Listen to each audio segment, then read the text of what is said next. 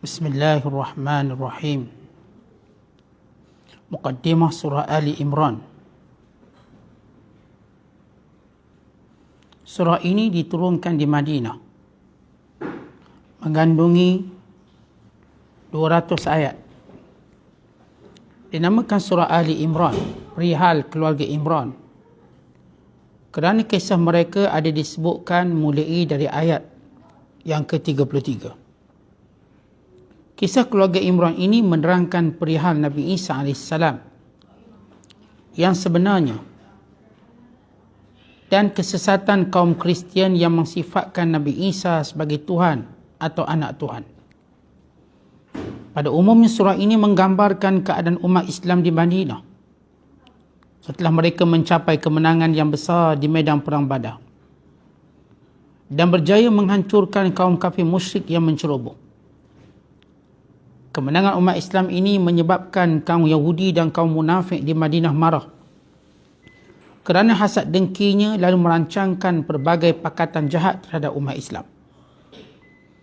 Sebab itulah Allah Ta'ala mengingatkan sebagaimana yang tersebut dalam surah ini, supaya umat Islam sentiasa sedar dan waspada terhadap golongan-golongan kafir yang memusuhi Islam. Apa yang telah dan sedang dilakukan oleh musuh-musuh Islam, terutama Yahudi dan komunis terhadap Islam dan umat Islam, makin menjelaskan hakikat ini. Dalam surah ini juga diterangkan peristiwa peperangan Uhud dan sebab-sebab yang menjadikan orang-orang Islam gagal dalam peperangan itu, iaitu sebahagian di antara mereka melanggar perintah Rasulullah sallallahu alaihi wasallam.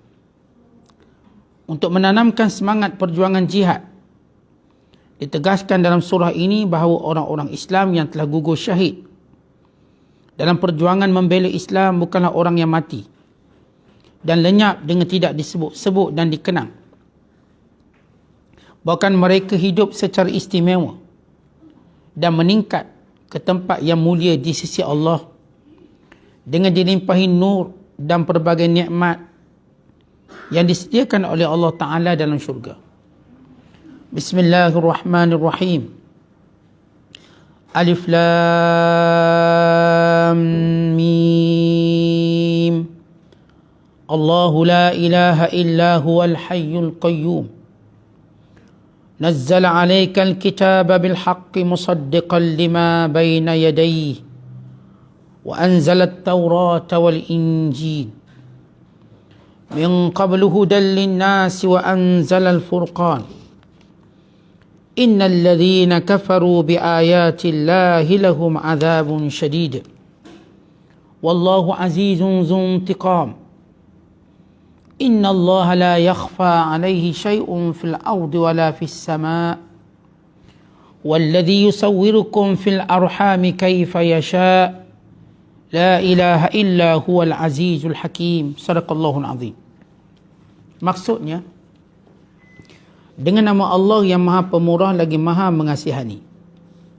Alif Lam Mim. Allah, tiada Tuhan yang berhak disembah melainkan Dia, yang tetap hidup, yang kekal selama-lamanya, mentadbir sekalian makhluknya.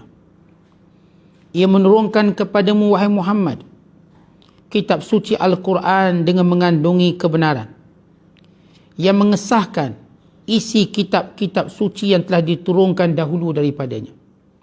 Dan ia juga menurunkan kitab-kitab Taurat dan Injil sebelum Al-Quran diturunkan menjadi petunjuk bagi umat manusia. Dan ia juga menurunkan Al-Furqan yang membezakan antara yang benar dengan yang salah. Sesungguhnya orang-orang yang kufur ingkar akan ayat-ayat keterangan Allah itu, bagi mereka azab seksa yang amat berat. Dan ingatlah, Allah Maha Kuasa lagi berhak membalas dengan azab seksa pada golongan yang bersalah. Sesungguhnya Allah tidak tersembunyi kepadanya sesuatu pun yang ada di bumi dan juga yang ada di langit. Dialah yang membentuk rupa kamu dalam rahim ibu kamu sebagaimana yang dikehendakinya. Tiada Tuhan yang berhak disembah melainkan Dia, yang maha kuasa lagi maha bijaksana. Surah yang kita bacakan ini dinamakan surah Ali Imran. merupakan surah Madaniyah, yakni yang diturunkan di Madinah ataupun diturunkan selepas hijrah. Mengandungi 200 ayat. Kalau secara tertib dalam susunan mushaf, ia surah yang ketiga selepas Al-Fatihah, Al-Baqarah, Ali Imran. Namun secara sejarah penurunannya, ia merupakan surah yang ke-89. Dan ia diturunkan selepas surah Al-Anfal. Diturunkan pada tahun 9 Hijrah. Di mana kalau kita lihat surah Ali Imran ini, ada hubung kait yang rapat antara surah ini dengan surah Al-Baqarah sebelum ini, yang kita sebut sebagai tarabut atau munasabah. Kalau kita perhatikan dalam surah Al-Baqarah, dimulakan dengan menyebut Alif Lam Mim juga. Maka surah ini juga disebut tentang atau dimulakan dengan Alif Lam Mim. Kalau surah Al-Baqarah disebut tentang Al-Quran yang menjadi panduan, kitab yang diturunkan. Demikian juga dalam surah Ali Imran. Kemudian dalam surah Al-Baqarah diceritakan tentang kejadian Adam AS. Surah Al-Baqarah boleh dikatakan banyak memperingatkan, mengingatkan, refresh tentang kejadian Adam AS.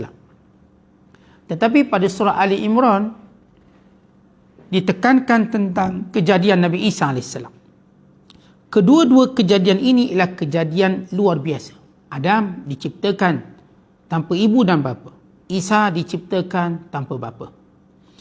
Kalau sebelum ini dalam surah Al-Baqarah, ayat-ayat yang menghujahi orang-orang Yahudi, menerangkan keaiban-keaiban, kecacatan mereka, maka di dalam surah ini menceritakan tentang kecacatan hujah orang-orang Kristian dalam persoalan ketuhanan. Kalau di dalam akhir surah Baqarah kita lihat ada doa-doa. Dan kita dapati dalam surah Ali Imran pada akhir surah ini juga mengandungi doa-doa. Kalau sekiranya doa-doa pada suratul Baqarah yang berkait tentang usul agama, manakala doa dalam surah Ali Imran yang berkait dengan keteguhan dalam beragama. Dan kalau dalam suratul Baqarah menyebut tentang kejayaan orang-orang beriman, maka demikian juga dalam surah Ali Imran pada ayat terakhir, pada ayat 200, menyebut tentang kejayaan orang beriman. Kalau dalam suratul Baqarah pada ayat yang kelima, bila mana Allah Ta'ala menyatakan ulaika ala hudam min rabbihim wa ulaika humul muflihun. Manakala pada surah Ali Imran pada ayat yang ke-300, pada ayat yang ke-200, wattaqullaha la'allakum tuflihun, bertakwalah pada Allah, dengan itu kamu akan menjadi kelompok golongan yang senantiasa berjaya. Kedua-dua surah ini kalau kita lihat menyentuh persoalan akidah. Demikian juga menyentuh tentang persoalan yang berkait dengan tasyri', yakni hukum hakam yang ada padanya, yang kita akan jelaskan nanti. Kalau sekiranya dalam surah Al-Baqarah mengandungi hukum hakam berkait dengan kewajiban haji, jihad, pengharaman riba, demikian juga balasan orang yang tidak mahu mengeluarkan zakat. Manakala dalam surah ini juga dijelaskan hukum hakam yang seumpama itu juga, tentang haji, jihad, pengharaman riba, balasan orang yang tidak mahu mengeluarkan zakat, dan beberapa pengajaran iktibar daripada beberapa peristiwa peperangan, khususnya peperangan Badar dan peperangan Uhud. Maka ini munasabah atau silah hubungan antara kedua-dua surah ini. Bila kita sebut suratul Baqarah dan surah Ali Imran, ini antara surah yang dikenali sebagai Zahrawain. Zahrawain artinya dua cahaya. Kenapa surah ini disebut sebagai dua cahaya? Kerana padanya cahaya yang menerangi jalan kebenaran, yang mengandungi, yang menjelaskan hukum hakam, yang menjelaskan persoalan akidah dan sebagainya.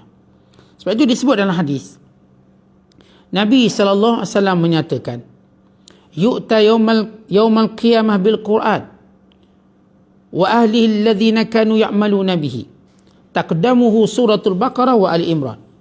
Pada hari kiamat kelak akan dibawa Al-Quran dan orang yang beramal dengan Al-Quran, dan akan berada di hadapan sekali ialah suratul Baqarah dan surah Ali Imran. Dalam riwayat yang lain, baginda sallallahu alaihi wasallam bersabda, "Iqra'ul Quran fa innahu ya'ti yaumal qiyamah syafi'an li ashabihi. Iqra'uz Zahrawain Al-Baqarah wa surat Ali Imran fa innahuma ya'tiyan yaumal qiyamah ka'annahuma ghumamatan aw ka'annahuma ghayayatan aw ka'annahuma firqan min tayrin sawaf tuhajani an ashabihima. Iqra'u surat Al-Baqarah fa inna akhdhaha barakah wa tarkaha hasrah wa la yastati'uha al-batalah." Maksudnya, bacalah Al-Quran.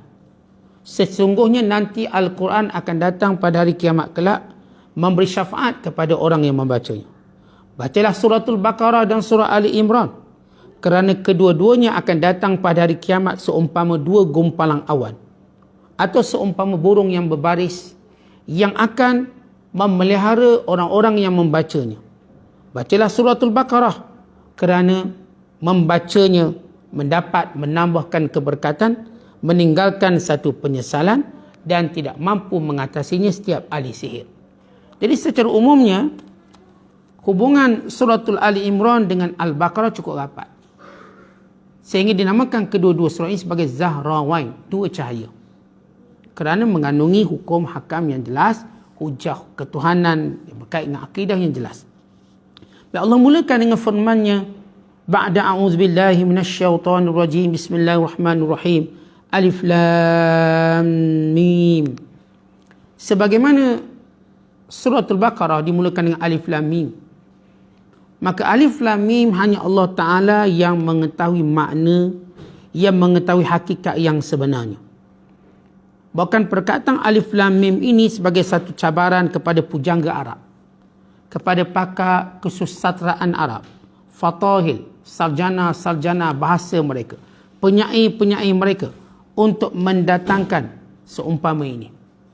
Dan bila Allah Ta'ala menyatakan Allahu la ilaha illa huwal hayyul qayyum, maka tidak ada Tuhan melainkan Dia.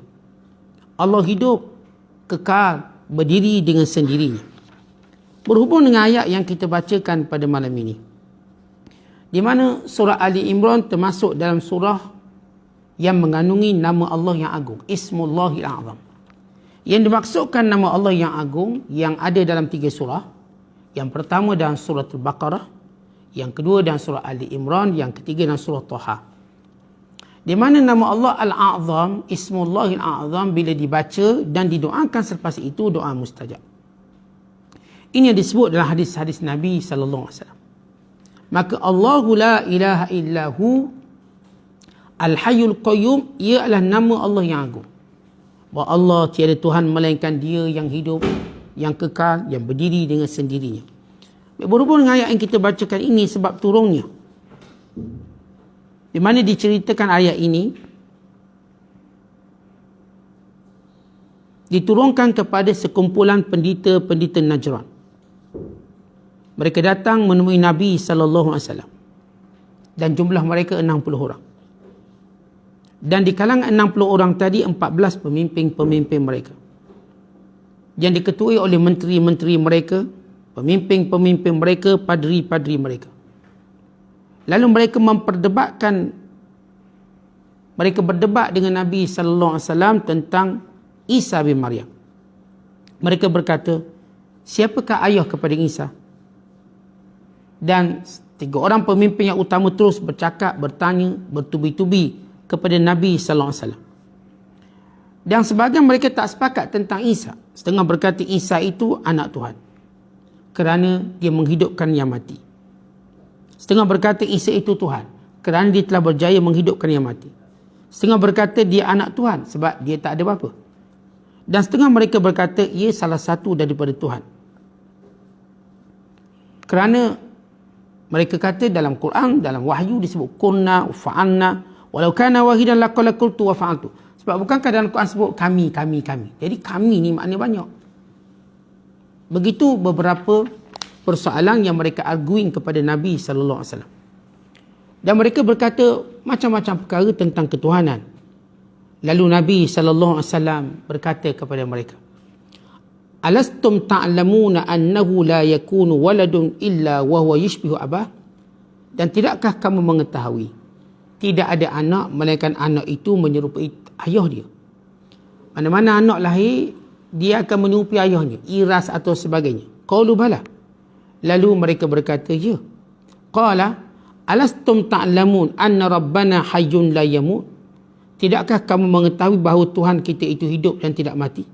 Wa anna Isa ata alaihi fana, sedangkan Isa itu mati. Mereka berkata, ya. Lalu baginda sallallahu alaihi wasallam berkata, tidakkah kamu mengetahui bahawa Tuhan kita ini yang menjaga segala sesuatu dan memberi rezeki? Mereka berkata, ya. Lalu Nabi sallallahu alaihi wasallam berkata, apakah Nabi Isa melakukan yang demikian, yakni berkuasa menjaga langit dan bumi, memberi rezeki? Mereka kata tidak. Lalu kata Nabi sallallahu alaihi wasallam, fa inna rabbana sawwara fir rahim kaifa yasha. Allah membentuk janin-janin dalam rahim wanita mengikut apa yang dikehendaki. Wa rabbuna la ya'kulu wa la yashrabu wa la yuhdith. Dan Tuhan kita tidak makan, tidak minum dan tidak berhadas. Lalu mereka berkata, benar. Lalu kata Nabi SAW, tidakkah kamu mengetahui Isa telah dilahirkan oleh ibunya sebagaimana wanita lain melahirkan anaknya, kemudian melahirkannya sebagaimana dilahirkan anak-anak yang lain, kemudian dia beri makan sebagaimana dia beri makan baby ataupun kanak-kanak, kemudian dia makan, dia minum dan dia berhadas? Lalu mereka berkata, ya. Lalu kata Nabi SAW, fa kaifa yakunu hadha kama za'amtum? Macam mana kamu kata dengan segala sifat Nabi Isa, ya Tuhan? Kita lihat bagaimana Rasulullah berhujah dengan mereka. Sehingga turunnya ayat ini bagi menjelaskan hakikat ketuhanan. Rasulullah menyatakan, kalau benar Nabi Isa itu Tuhan, bukankah dia dilahirkan sebagaimana anak biasa? Sedangkan Tuhan tidak begitu. Bukankah dia makan, dia minum, dia berhadas? Dan bukankah dia mati? Kamu juga kata dia mati. Jadi dalam akidah Islam, Nabi Isa belum mati, tapi dia akan mati. Dia belum mati, diangkat oleh Allah untuk satu tempoh, akan diturunkan untuk mati. Tapi dalam akidah Kristian, mereka kata Isa mati, dia salib. Baik, kalau Isa mati, dia salib, maka apa dia alasan ia Tuhan? Tiada alasan. Bahkan tercatat dalam kitab Taurat dan Injil, Nabi Isa makan, minum, dilahirkan oleh Maryam. Maka bagaimana dikatakan ia adalah Tuhan? Maka Allah turunkan ayat ini. Ini antara sebab turun ayat ini. Bila sekumpulan para padri, para pemimpin, para Kristian Najran datang berhujah dengan Nabi SAW, maka turun ayat ini menjelaskan tentang hakikat akidah dengan firman-Nya, Allahu la ilaha illahu, hanya Allah Tuhan yang satu. Al-Hayyu, yang hidup, tidak mati, tidak fana, tidak binasa. Al-Qayyum, yang menguruskan, yang berkuasa menjaga seluruh apa yang dimilikinya. Nazzala alaikal kitab, dia Allah yang menurunkan kepada kamu wahai Muhammad Alkitab, yakni Quran. Disebut dengan perkataan nazzala, maknanya diturunkan berperingkat-peringkat, turun. Bil haq, dengan sebenar. Artinya kalau kamu lihat Al-Quran ini bukan kalam Nabi Muhammad sallallahu alaihi wasallam. Bukan bicara baginda sallallahu alaihi wasallam. Ia wahyu Allah. Maka kamu boleh periksa, kamu boleh cek, kamu boleh datangkan ayat seumpamanya. Ini cabaran Allah. Musaddiqan lima baina yadayhi. Dan Al-Quran ini yang menceritakan tentang Taurat, tentang Injil. Bahkan Al-Quran menceritakan tentang Nabi-Nabi dan Rasul-Rasul yang disembunyikan oleh orang Yahudi. Banyak mana Yahudi menyempurnakan kisah Nabi dan Rasul. Melainkan beberapa Nabi sahaja yang mereka cerita. Yang lain mereka tak cerita. Datang Quran, cerita kisah Nabi-Nabi dan Rasul. Banyak mana mereka tak memberitahu hatta tentang kerasulan Nabi Muhammad sallallahu alaihi wasallam, yang diberi berita gembira oleh Nabi Isa, bukan oleh Nabi Musa sebelum itu. Maka mereka menyembunyikan. Maka datang Al-Quran menyebut kembali. Wa anzalat Taurat wal Injil. Dia Allah yang menurunkan Taurat dan Injil. Baik, untuk Al-Quran Allah menggunakan lafaz nazzala. Arti diturun berperingkat-peringkat. Tetapi untuk Taurat dan Injil Allah menggunakan perkataan wa anzalat Taurat wal Injil. Yani Allah menurunkan Injil dan Taurat sekaligus. Tuan-tuan, Injil dan Taurat dia tak turun berperingkat-peringkat.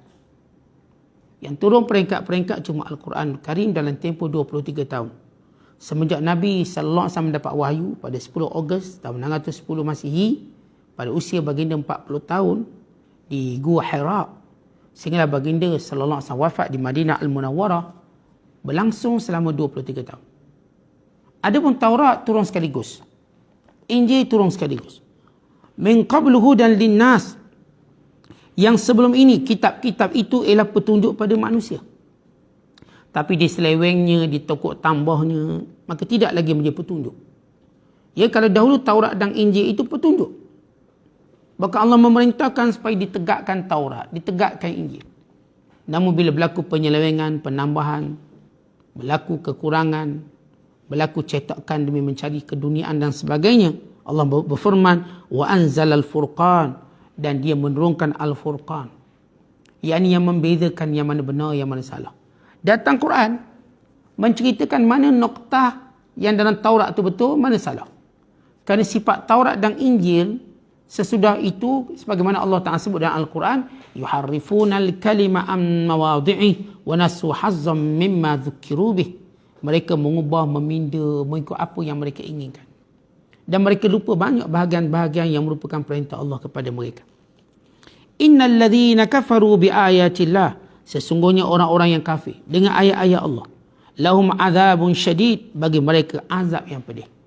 Yang dimaksudkan dengan orang kafir di sini ialah orang-orang yang sesudah mengetahui kebenaran Taurat, mengetahui kebenaran Injil, mengetahui bahawa dalam Taurat dan Injil menceritakan akan kerasulan Nabi Muhammad sallallahu alaihi wasallam, sifat-sifat baginda sallallahu alaihi wasallam, dan segala yang berkait dengan pengakhiran syariat yang merupakan peranan baginda sallallahu alaihi wasallam ini, maka mereka mendustakan kata Allah, lahum azabun syadid, bagi mereka azab yang pedih. Wallahu azizun zuntiqam, Allah itu maha perkasa, maha cepat pembalasannya, yakni maha cepat musibah dan balanya. Artinya Allah menguasai seluruh urusannya, tiada yang boleh mencegah dan menghalangnya. Zuntiqam, siapa pun yang menderhaka, maka dia pasti tidak terlepas daripada hukuman Allah Subhanahu wa taala. Kemudian Allah menjelaskan, innallaha la yakhfa alaihi syai'un fil ardh wala fis sama. Baik, berkuasanya Allah, tak ada sesuatu pun yang tersembunyi di langit dan di bumi. Semuanya Allah tahu.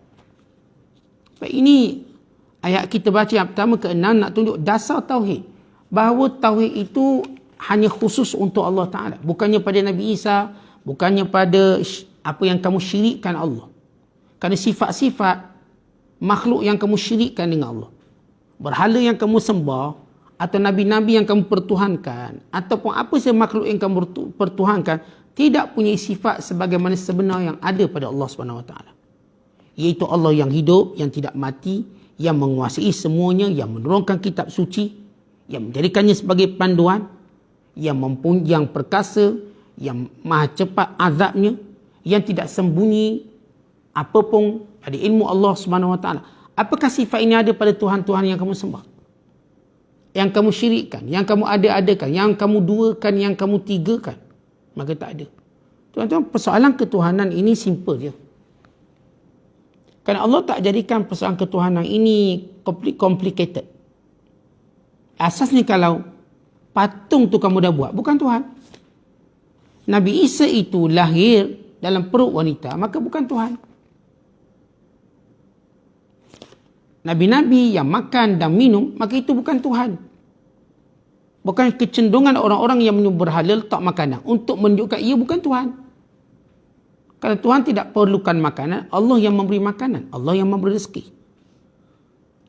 Maka sifat ini jelas bagi orang yang berakal. Kemudian Allah menyebut, huwallazi yusawwirukum fil arham, dan dialah Allah. Allah beri contoh sesuatu yang dalam sisi ilmu kita tersembunyi. Apa dia? Persoalan benih dalam rahim.